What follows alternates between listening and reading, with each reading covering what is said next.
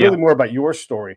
Now I want to combine you guys into one conversation where we discuss, what that time was like, how it contrasts to today when buying and selling marijuana is legal in a lot of places, or at least decriminalized in most states. Let's talk about that era that you guys worked in and how your careers were different and maybe aligned in a lot of ways. Right. Go ahead. I'll bow to you, Hal. Go ahead. All right. First off, I'd like to say thank you for having us on the Break It Down show. I think this is a significant conversation. Tim, I love you like a brother. It's so wonderful to see you again, my friend. Yeah, man. You too.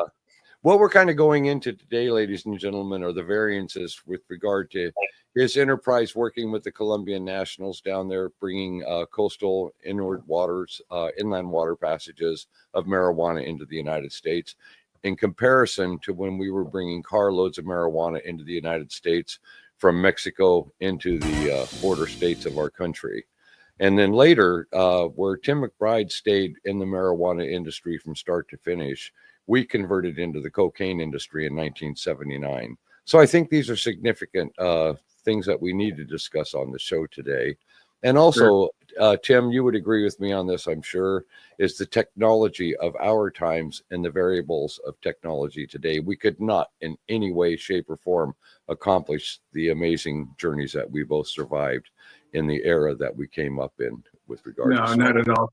No, like you said, technology these days won't allow us for something like that simply because of you and I, guys like you and I that set certain precedences which made them ultimately go toward better and more sophisticated counter surveillance techgetting, Exactly. And then getting, finding how fruitless their efforts were in getting, getting the military and the Air Force involved, and that sort of thing. Well, I have an interesting slant that I can add to that, Tim, is after I was released from federal prison, I was approached by the Department of Justice, as you know from our interview, spent 17 years as an undercover operative. So I was able to work with high-level federal agents that were actually SACs of their own offices. And one of them became a friend of mine, a lifelong friend. I knew him for 30 years. And he was the head of the Miami-Dade office, which had your jurisdiction. Now, bear in mind, this was probably in the early 2000s to mid-2000s that he was in control of that office. Excuse me, he retired out in 2018, so the latter 2000s. But anyway, he was the one that was initially assigned to taking me down when I had first gone through the initial stages of walking into the U.S. Attorney's office to break away from the cartels. My situation was different, Tim, than yours. You weren't under a threat of death. You didn't have your family, put up in a hostage situation. You didn't go through those. But the violence that was instituted into the Mexican drug cartel, specifically the Sinaloa cartel that I was affiliated with, was they would take out your relatives around you to keep. No, it was unprecedented. It put a whole new light on just smuggling in and of itself, and quite simply what it did was it raised a lot of questions, particularly here in the States. And I had the opportunity to have a conversation, an all afternoon conversation with the supervisor for Homeland Security in Santa Fe some years ago, and he was telling me things that I had no clue about, and I was obviously telling him that he had no clue about. But quite simply was that you and I both know Sinaloa been around forever, man. There's nothing new about these guys. They just happened to fall into what was left behind after there was no more of us. Well, and you got to remember too, Tim, we were unique in that time in history, and we became an invaluable resource. Like you said, you got to sit down with one of the leaders of the Homeland Security in that part of the country. How fascinating for him to be able to hear firsthand experiences from a man that they were trying to capture that was constantly evading them over those years. I absolutely love that. And you know what? And then, Tim, they benefit from the knowledge that we shared to them, which went into other recesses of protecting our nation. They're not worried about a marijuana smuggler taking down the country or inserting terrorists or things to the state. But your trafficking abilities were able to enable, if you will, Right. a broader spectrum for homeland security to protect and defend our borders against that which is an industry of danger and violence to our Exactly. country. And that's something that, from time to time, people touch on, but I often seem to skip over is the evolution of what it is you're talking about, Yes. And me personally, growing up the way I did and seeing, I mean, just how mind-blowingly much was taking place and how much smuggling was going on. Now, take that scenario and, apply it to today's terrorism aspect or, Exactly. whatever. You know how easy it would be to slip a fucking nuke into this country, for Christ's sake? I mean, you and I both know how easily that could be done. Unfortunately, I have to agree with that.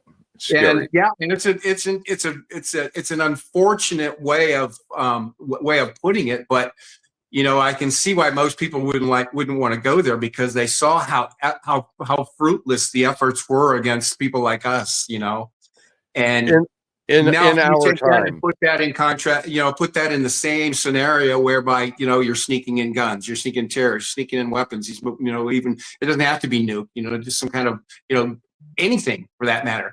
Do you know how easy it is? Brother, I write books about it.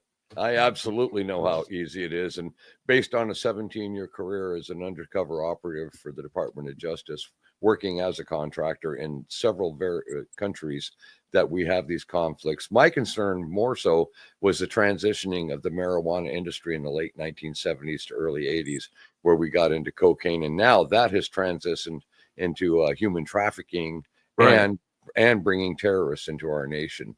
So we have a real threat potential that we didn't have during the era of our, what I consider basically an innocence, if you will, of the type of product. I mean, smuggling pot, come on, man. That's not going to take down the government. And that's not going to wipe out, civilization. No, but to hear them talk about it, holy Christ, you think we were...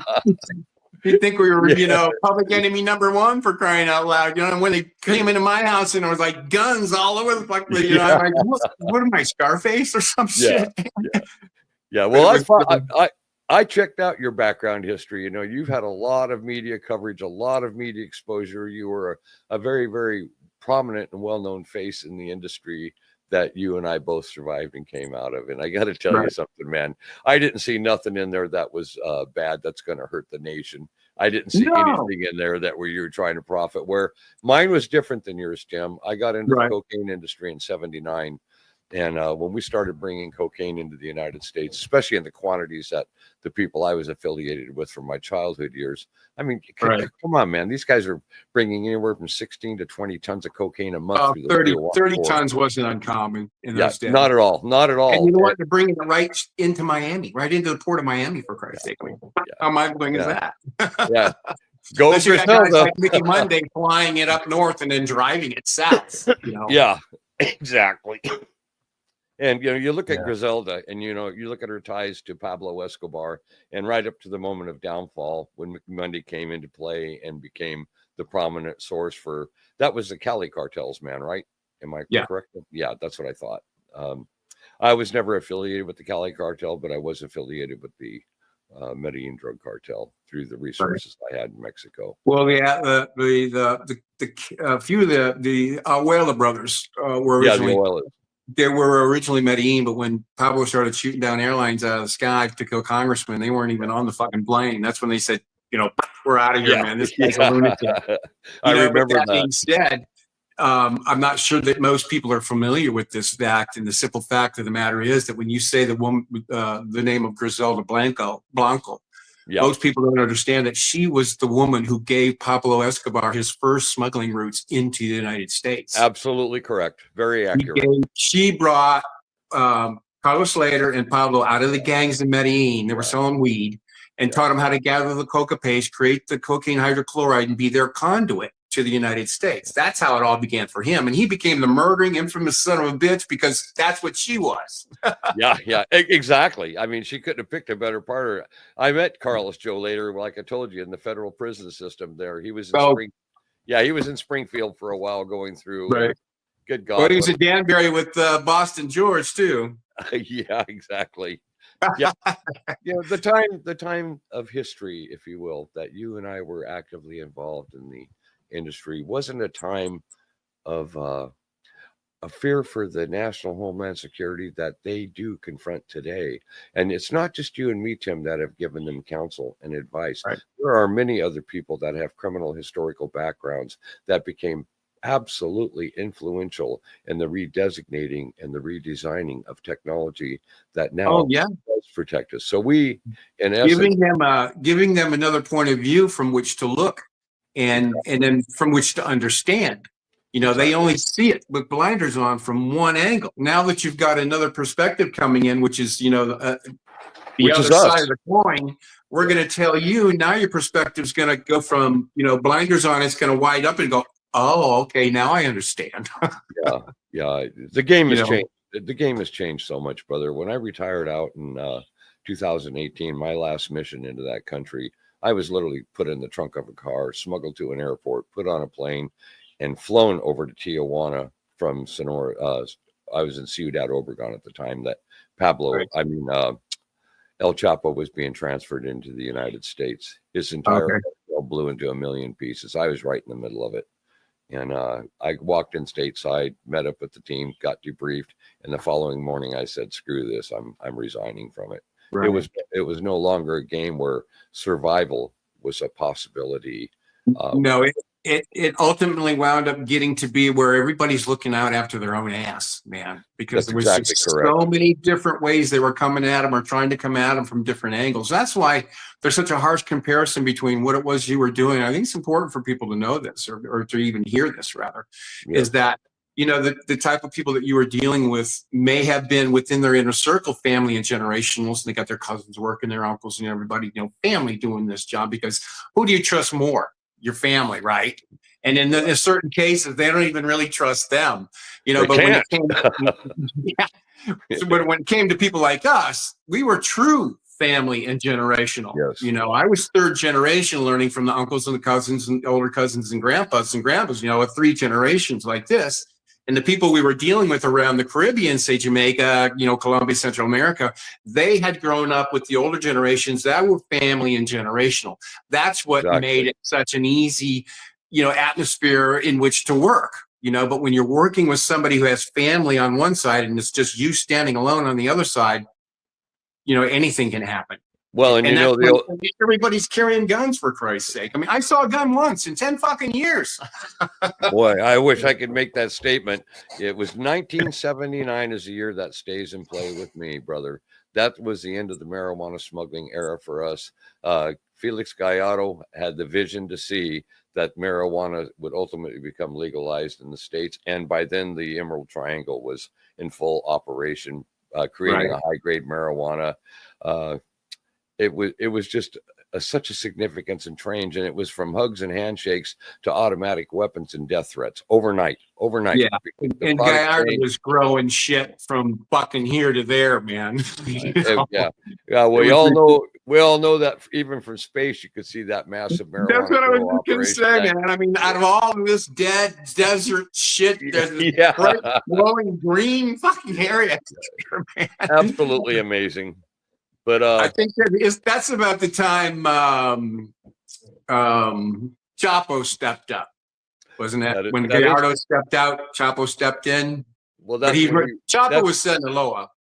Well, I knew Chapo when I was a kid. As you know, I sent a photograph to you guys where you could see. Yeah. I saw 41 years ago when he was 26 and I was 28.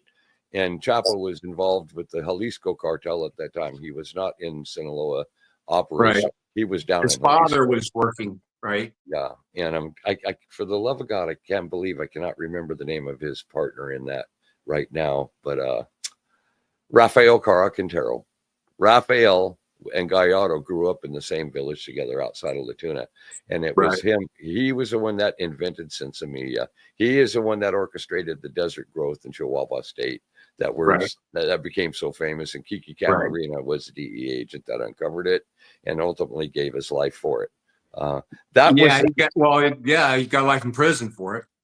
No, Kiki was executed. He was a Oh, DEA agent. Kiki Camarena was yeah, executed. Gallardo got life. Yeah. yeah. Gallardo got life. But let me ask you this, not to change the subject or, Yeah, no, go ahead. in any way, but out of Gallardo's, piece of the cartel that was going on, he owned a rather large. I mean, he had a pretty sizable chunk of it. Did they? Are they the ones that became the Gulf cartel?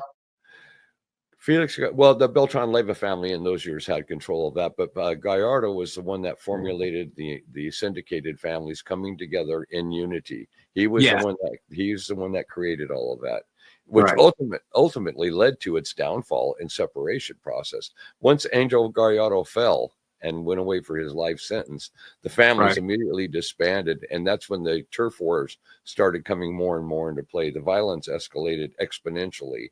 And I was around during that. Sinaloa wanted the Arellano brothers and in the Tijuana part of it. That was the biggest. That was the largest smuggling route across the border, and even still is it not? Yeah. Is it not? No, I disagree at this point now, because now they're saying Juarez, El Paso Juarez is now the Ciudad Juarez. Yeah, okay. Yeah, that's now the primary corridor. But at that time in history that you're discussing, yes, the Tijuana corridor was the major play.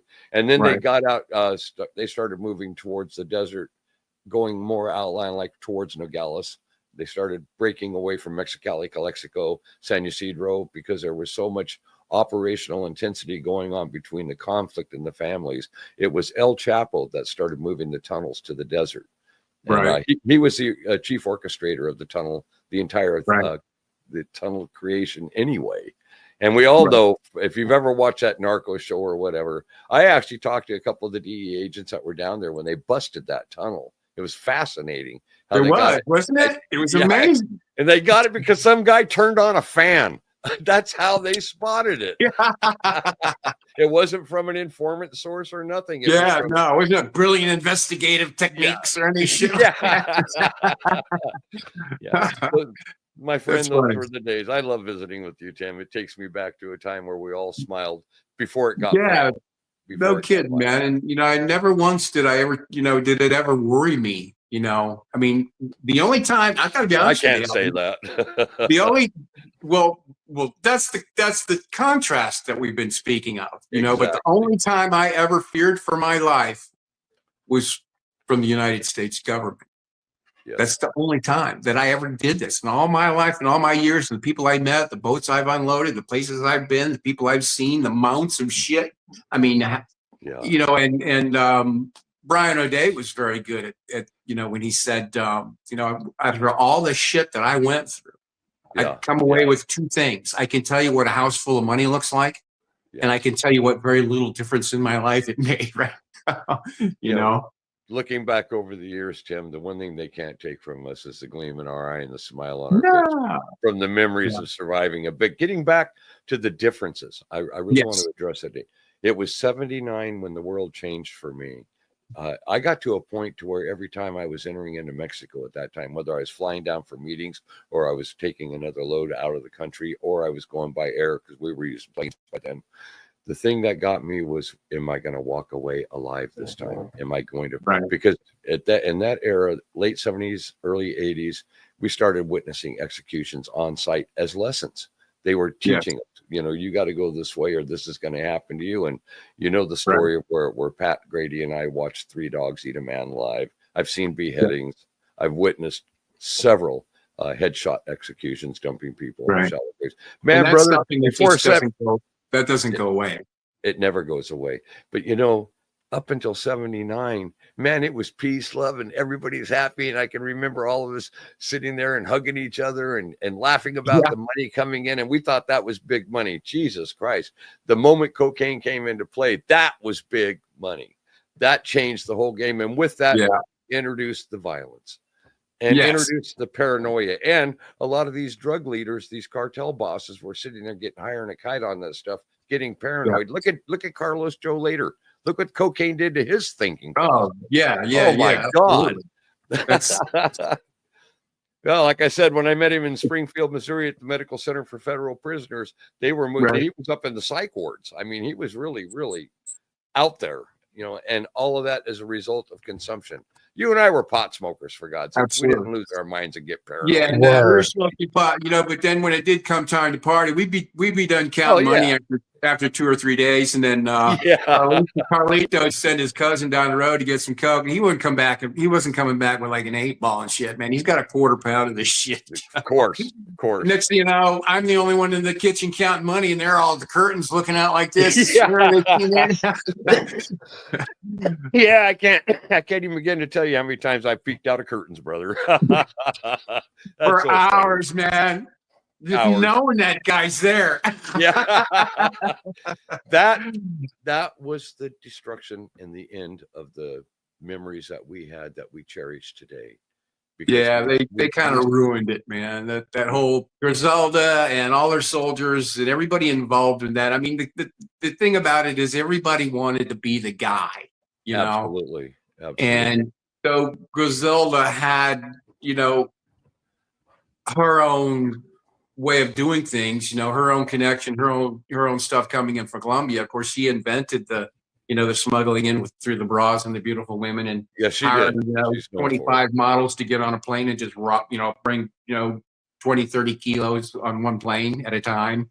And then the cruise ships where they were bringing up to 5 kilos in the bottoms of hidden suitcases. Oh, and and then Joe later bought those islands, the Cayman Islands, and that exploded the industry overnight. And then Carlos bought Hawks Cay, which if everybody listening doesn't understand, Hawks Cay actually does exist. It is called Hawks Cay. Oh yeah. And if you fly over it today, you can see the planes dotted in the water around this island. The ones that didn't quite make it, and the ones that didn't quite make it off. That's too funny. I understand. But what we were playing, and if you'll agree with this, we were playing a war of attrition.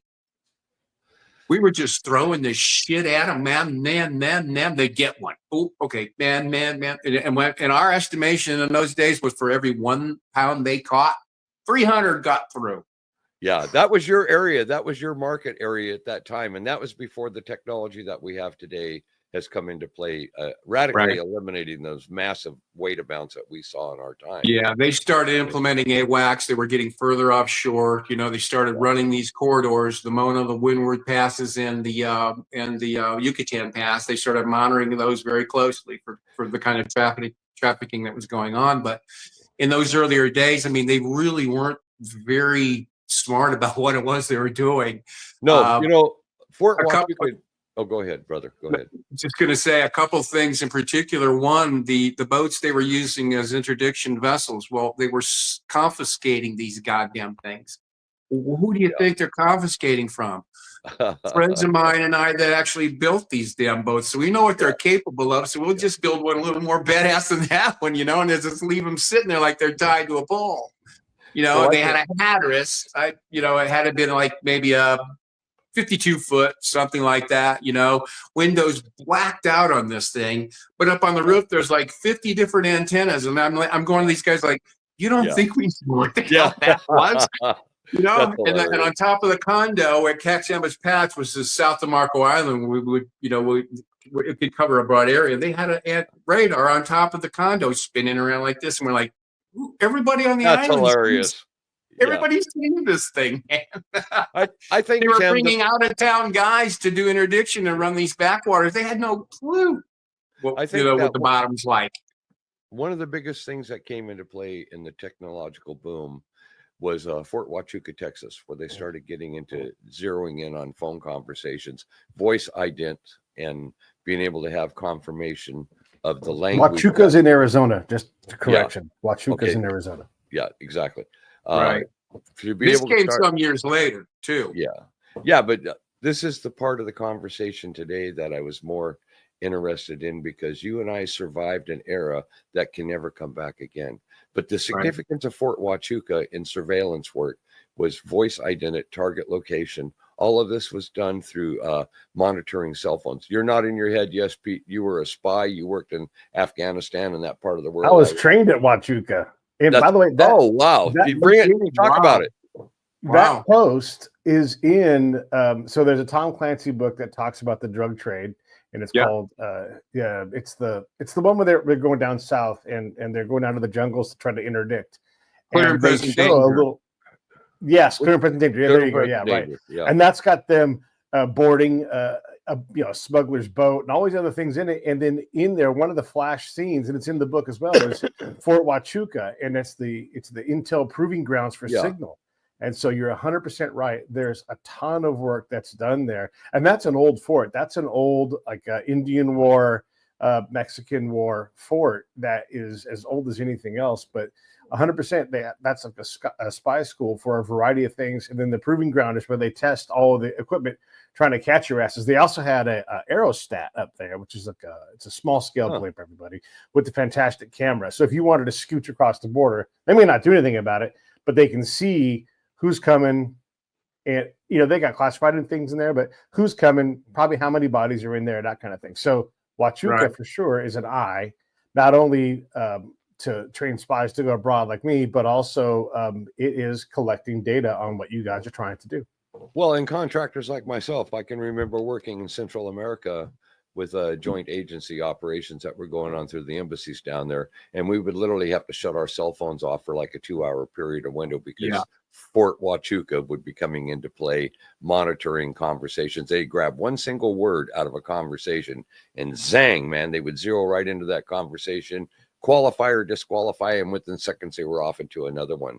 So, kudos to them. That was the beginning of the transitioning of mass technology involvement, not only surveilling, but identification of target assets, targets themselves, and location, trade routes. All of these kind of things came into a visual play. And we just missed that change in technology. Yeah, we did. They didn't have it in our time in play. It wasn't in operation. No, and that's one of the reasons why it won't ever happen the way it did, because there's too much. They have their eye on too much stuff now.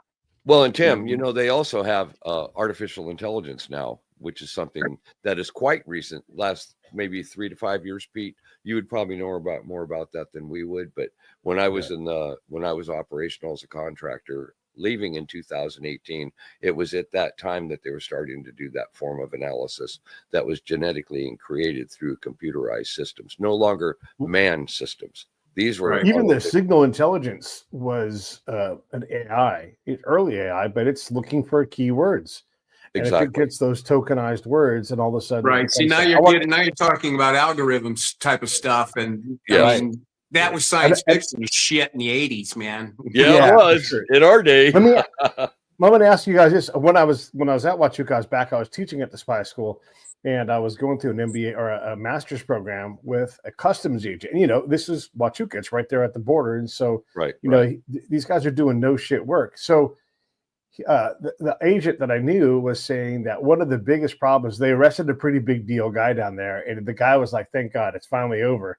And one of the things he was saying was I didn't know what else to do with the money. I couldn't stack it any higher. I couldn't do, he's like, I had to palletize money. And this guy, Rick, it's all we really know about that. Yeah. And I was going to ask, because these are the problems, like your good fortune of having access to all this money and this incredible life is that you have these problems like, what am I going to do with all of this cash, right? Because you can't just walk to the bank, and that changed as well.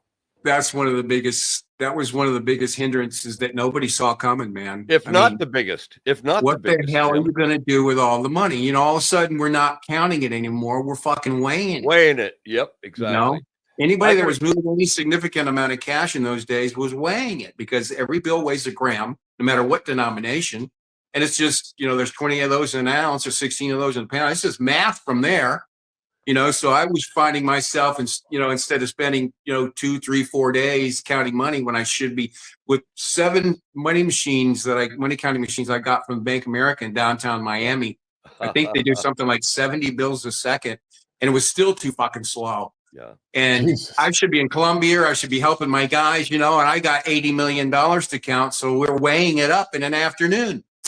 But here's the thing. It would take me longer to get our pay home than it took me to get their shit to Miami. Yeah, I can remember in our interview, brother, they're telling you guys about the problem of not what we were wrapping up in saran wrap and making bundles and bales ready for flight out of the United States going south, but what do we do with our profit? And we literally, Pat Grady and I would tear the sheetrock off the walls and line the walls with money and re-sheetrock over it. We couldn't spend it fast enough. We couldn't do it. And that's when we were taken to Sinaloa State and watched that guy getting executed by 3 dogs eating him. The purpose of it down there is they said, well, look at all these gold chains you're wearing. You're buying brand new cars. You're picking up real estate. And you have no way whatsoever of confirming where that cash is coming from. And those are the lessons. Those are the violent lessons that Sinaloa was teaching us at that time, because that became a major trigger mechanism. You start getting stupid, you're no longer an asset. You're drawing heat. You're a liability. You're drawing heat to the cartel.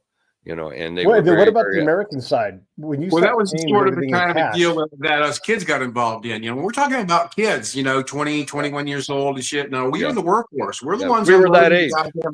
We're unloading the freighters and shit, man. You think these adults are out there moving 80-pound bales, 800 to 1,000 of them once, sometimes twice a night? Fuck no. Yeah. It's every able-bodied kid that worked on a crab boat in town is offshore taking our turns. Moving 20 tons a night. We did 55 tons one night just to get not just to get the work done. It wasn't about money anymore. The money was a pain in the fucking dick. It was for us too. And then where are you going to put it? And I think Hal will agree that when you start banding money like that, what winds up happening is the pay is getting passed out. And well, here's this $10 chunk here. There's $250,000 in that bundle that never gets unbundled. And it gets passed down to the next guy. I can't tell you how many times I've been paid in 10s and 20s and 5s where you go like this and the goddamn mold and shit comes flying out. I had a friend that had his buried. Brother, I had a friend of mine in Northern California that had his money buried in 55-gallon drums. And when we paroled out of Folsom Prison, he's up north breaking into his barrels, and they were all liquid soup. He lost everything. Nasty. And people say, dude, you bury your money. Well, no, you can't bury your goddamn money. You put it in the walls. You put it in the walls of your house, brother. Then it doesn't get moldy. Where it's dry. Where it's dry. And that's the reason why paper money, and I try to get people to understand, that's why when you get money from the bank in any large denomination, it's got a paper band around it, not a rubber band. No, because the rubber, the bacteria on the money will eat the fucking rubber and it'll all come apart. That's absolutely true. That's absolutely correct. That's so funny, Tim. Take another hit, bro. Hey, man, I'm just sitting here. I love you, man. I just living life, bro. Yeah. But how do the local people, when you're paying with cash all the time? I mean, Tim, you talked about your story of buying Jeeps. Just like, I want Jeeps, and you're just knocking and then wrecking the Jeeps almost instantly. When you show up and pay for things with cash like that, do businesses, were they comfortable doing? Look, you're out you're not in like proper civilized Florida, right? They don't mind. Pretty much, they knew when the guys from Everglades were coming to town.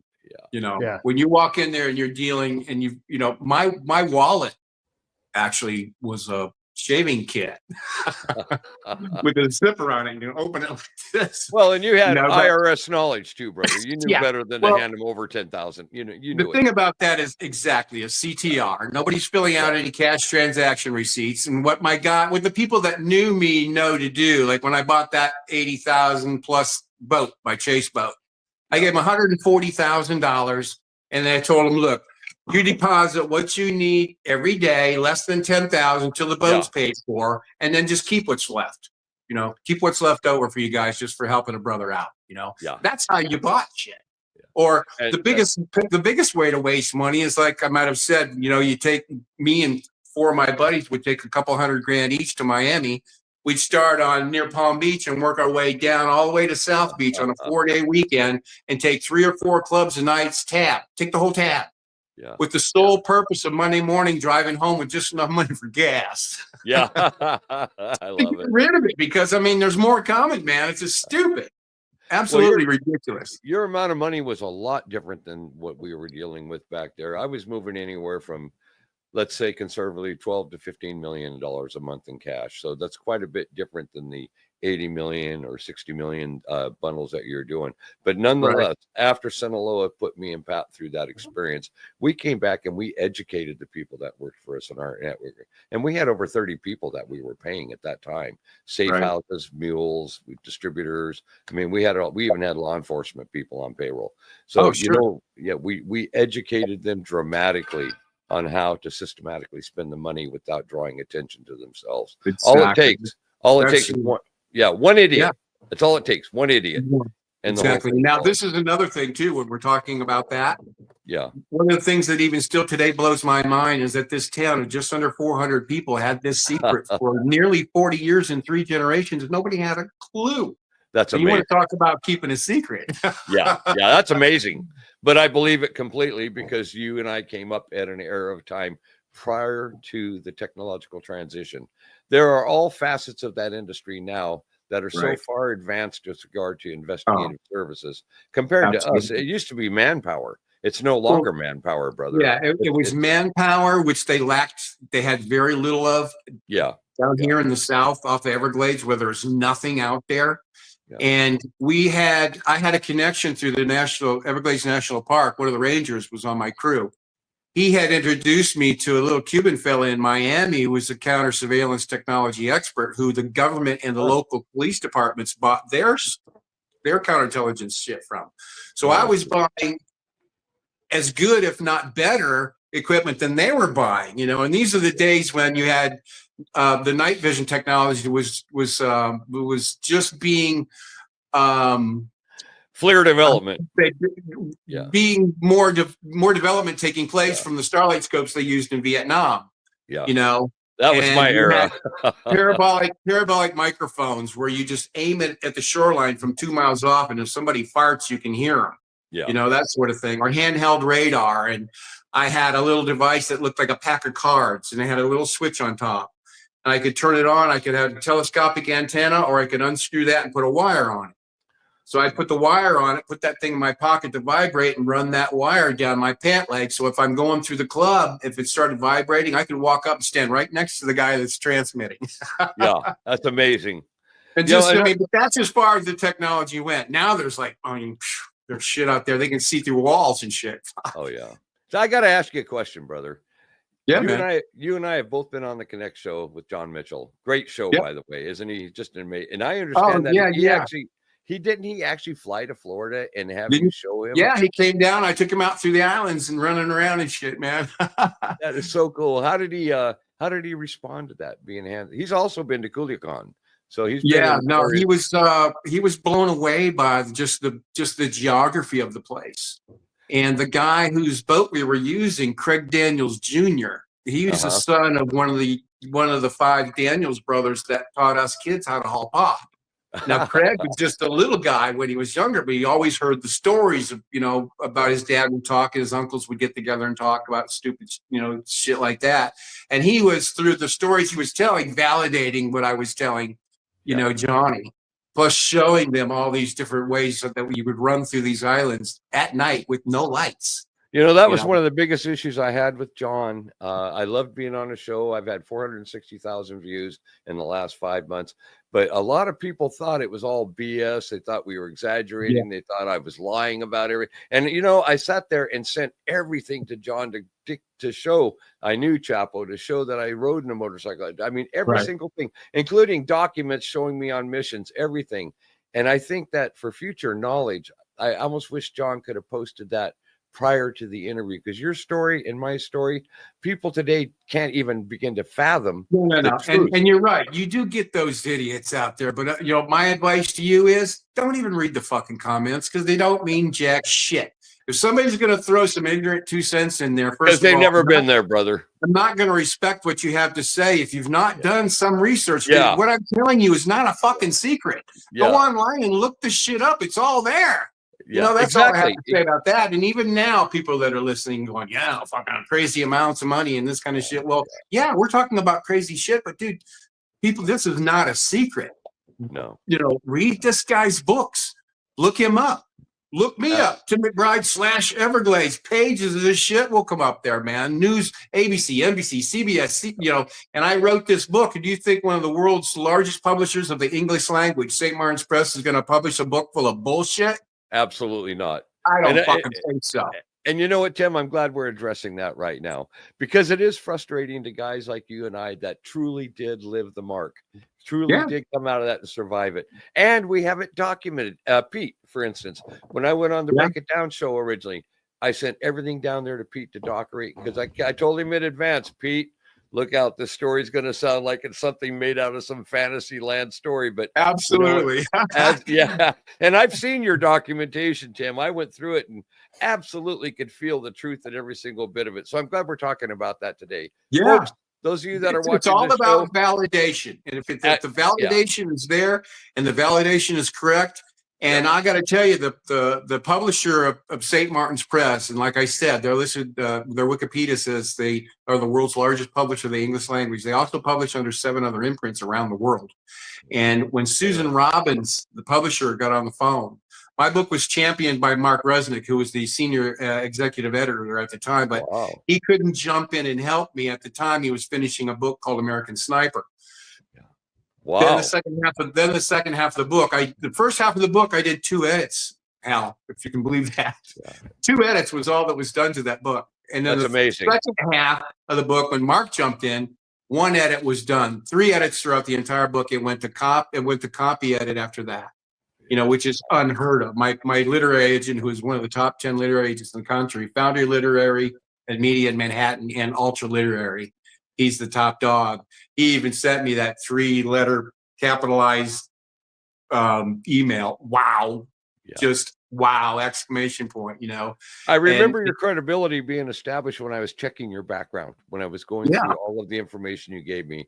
And it was as clear as a bell, just as clear as mine. And that is significant, ladies and gentlemen. It is. And it's very important when you're telling something as ridiculous as this all sounds. It's our life. Yeah. And forgive me for like cutting you off, but I wanted to just finish by saying that throughout that conversation and talking to all these executives, I had 5 executives from St. Martin's Press on the line with this agent of mine, and this has never happened to him before. He's freaking out. I'm like, get him on there, man. I got this, right? Susan asked one question out of all these other questions everybody was asking. She asked about validation. She said, who can you introduce me to validate the story? I said, well, let me see. Let me think about it. You got DEA, Customs, FBI, FDLE, CIA, Secret Service, Sheriff's, Florida Sheriff's Trident Task Force. Who would you like to speak to? And she went, perfect. Yeah, it's very important for them, for their credibility. Now, Book Marketing Pros is the one that handled 13 of my published books. And Bo Bennett had been over 20 years as a master's carrying journalist in the industry. Very, very selective about who he would do his type of thing, to who he would establish credibility with.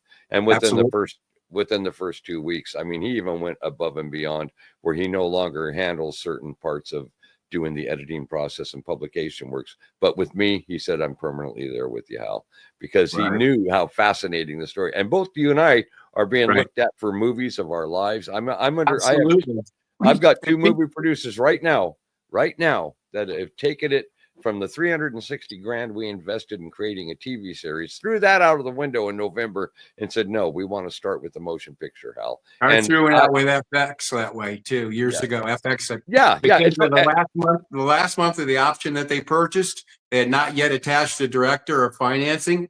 Absolutely. I took my option back, and now I never gave it out again. I own it right now still. But we're writing a second draft of the screenplay right now.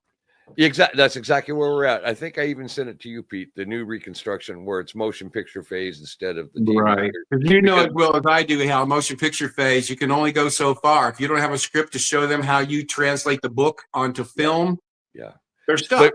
But you and I both do. We have all of that. Oh, yeah, absolutely.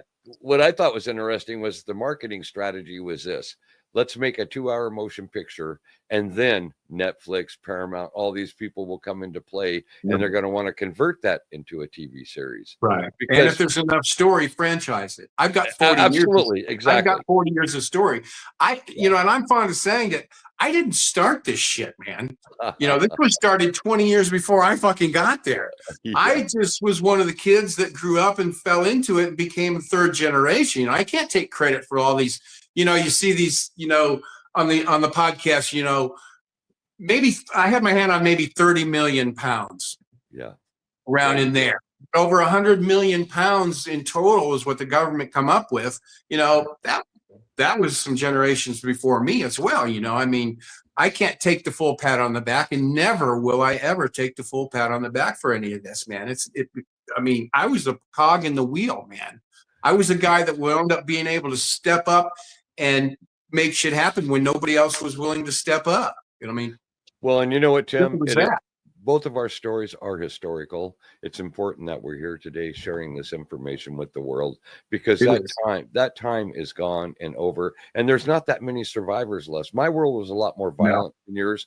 Geez, 90% of the people I came up with in that business have been executed or doing life. I mean, they're gone. Or dude, we're not getting any older. They just ain't living anymore. Yeah, you know? We're in I'm in my 70s now. I hear you, brother. 67 in like 14 days. Yeah, there it is. Happy birthday, brother. Yeah, thanks. But anyway.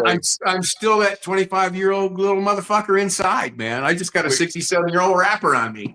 Well, we always will be, brother. We always will be. That's why absolutely. People, if you're not sitting in a rocking chair at the age of 80 on your front porch with a smile on your face and a gleam in your eye, boy, did you miss it.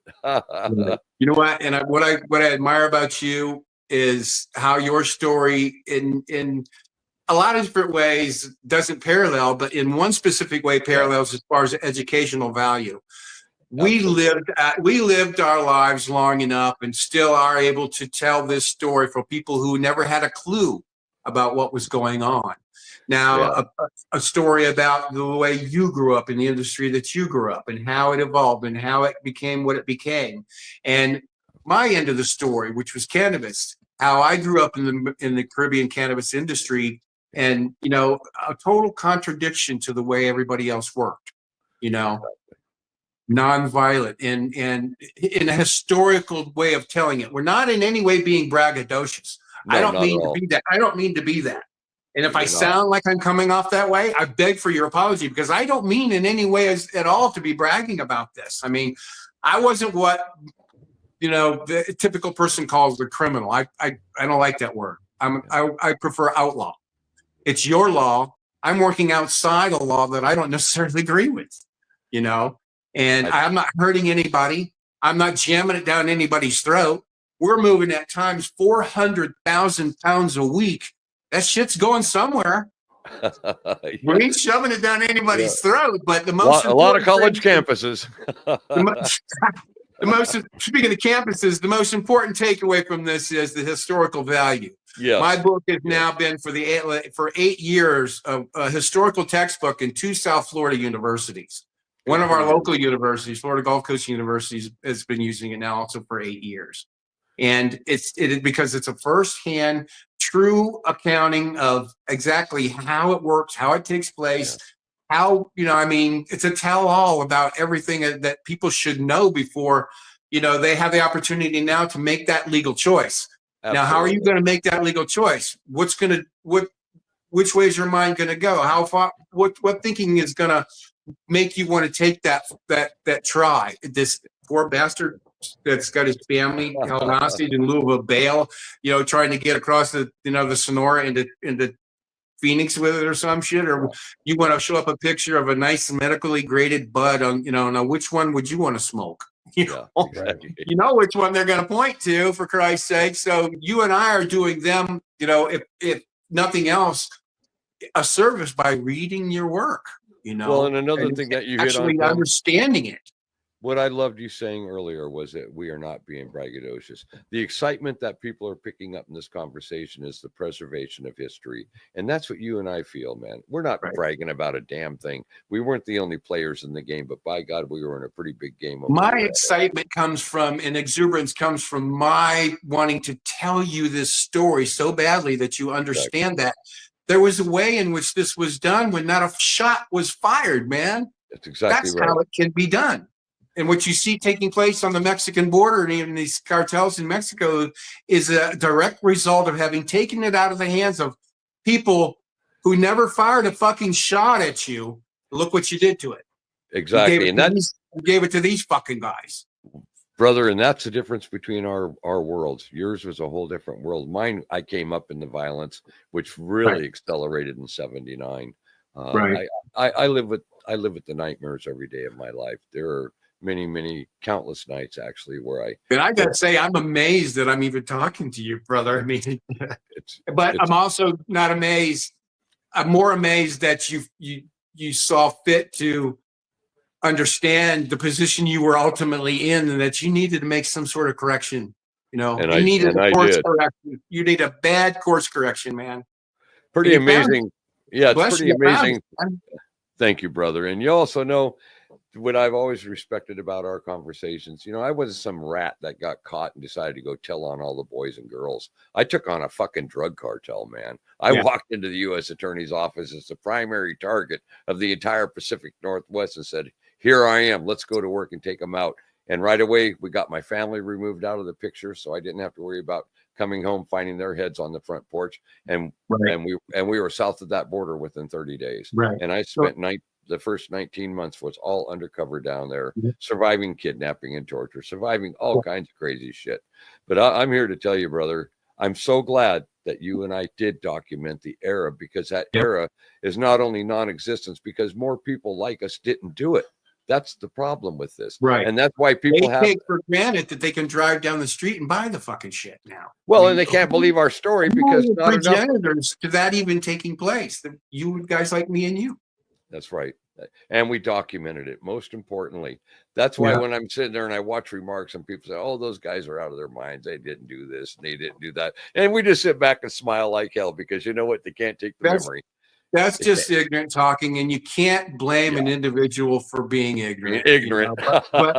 but what you can blame them for is making a comment outside any prior knowledge being and research being done. That's just an ignorant statement being made. That's you know, probably more societal programming than it is anything else. That's a good way to say that. That's a good way to that, and their own inner insecurities.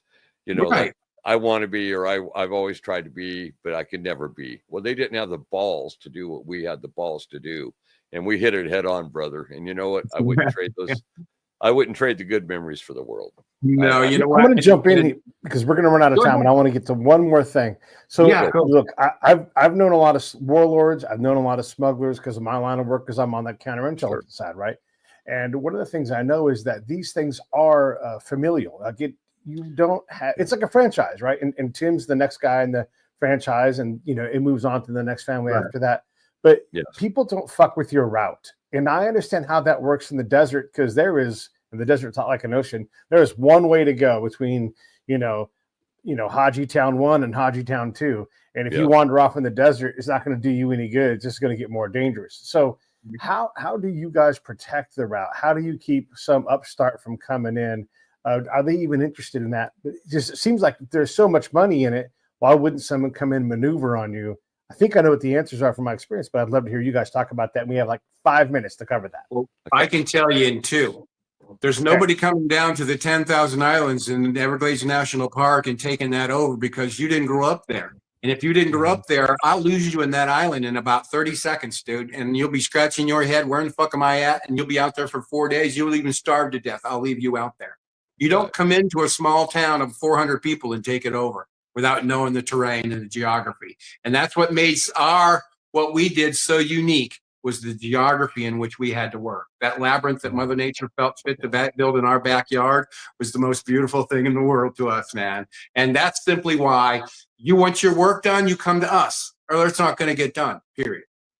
Man, that is excellent. I love that. And the total difference in mine is welcome to cartel land. You want to find another route to come through my backyard? Are you kidding me? Are you crazy enough to think that there's any other alternative? You're going to pay the piper either financially, or you're going to pay him with a lead bullet in your head. Pay the toll. And Plumo or Plato, and that's exactly the world I came up in. So that being said, Pete, I want to thank you for having me and Tim together today, man. Pete, thank you, my man. As always. I love you, Tim. You know I do. I carry you deep. When I get down your backyard, I'm going to look forward to smoking a big fat hooter with you, Pards. Yeah, brother. Hey, man, let's stay in touch, man. I absolutely love talking with you, man. You too, brother. Pete, thank you again, man. Yeah, thank you, Pete. Let me run these credits and I'll come right back to you guys. Just give me 1 second. We'll be right back. Right. Hey, thanks for watching the show. I really appreciate it. Right here, you can subscribe. Please do that. It makes the show grow. Hit that notification bell so you know which incredible guest is coming up next. Down below is the PayPal link. You can put a small subscription in. That is an enormous help. All that money goes right back into the show. And then right up over here are the next episodes you should listen to, curated by yours truly.